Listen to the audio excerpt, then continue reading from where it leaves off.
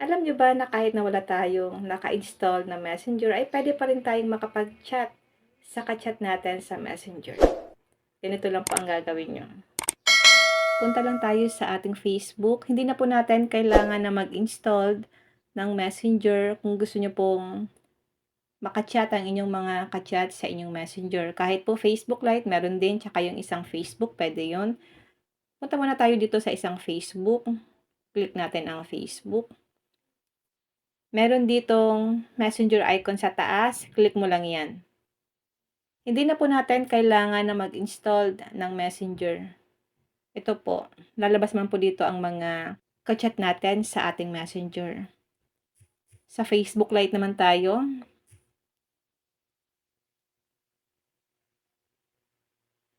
Click natin ang Facebook Lite.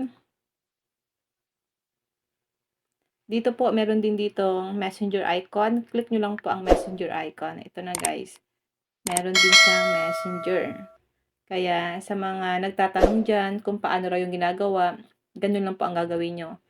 I-click nyo lang po ang messenger icon sa inyong Facebook. Kung may natutunan ka sa aking video, huwag mong kalimutan na i-follow ako para ma-update ka sa mga susunod kong video.